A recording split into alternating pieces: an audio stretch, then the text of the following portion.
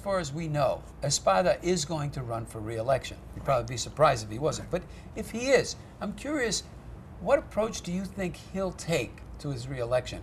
Do you think he'll ignore people like Gustavo Rivera?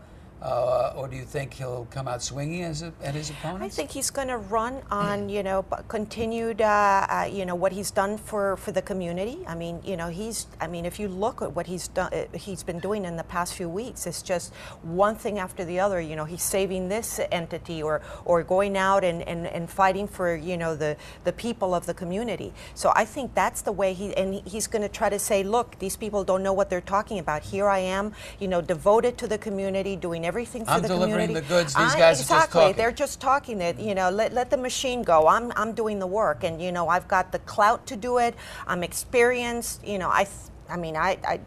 What else could he do? He definitely has the experience. He's had the years. He knows the government. He knows how to get things done. He's fought tough battles and won. Right. I mean, if I could write his speeches today, I really could. I mean, I think he is going to be a tough candidate to beat, and I do feel that unless he gets indicted and charged between now and election That's day, the 800-pound gorilla in the room. I think he is totally probably agree with that. he's probably Yep. going to win the seat back, and I would not be surprised if we would be having discussions with Senator Espada long into the future about the running government.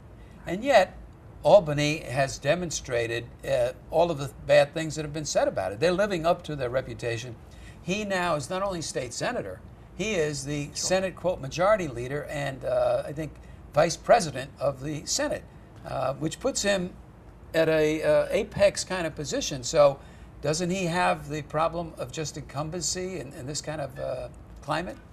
I think again, in any community, people respect their leaders for what they believe they have done for them and their own surroundings. And a lot of people in the Bronx, if you ask them straight up about Pedro Espada and Soundview and some of the things he's done, they're going to say that he's delivered, for them. So unless you can refocus that away from that to what the criminal justice system seems to be focused on, he's probably going to win. It's just, people are going to say, well, listen, this guy's, the only reason he got indicted, the only reason they went after him, and I've heard this, is because he took them on up there, and they were not about I've heard that too. Which is what and he's saying that.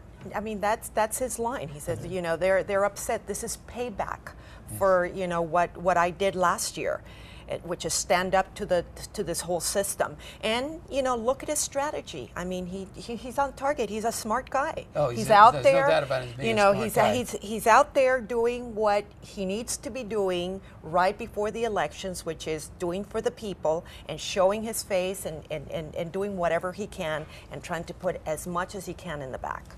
Well, I just wanted to, for the record, about the payback issue, because this is one that we've dealt with on this show for a while, that the first subpoena to Espada regarding the allegations predated the coup in Albany.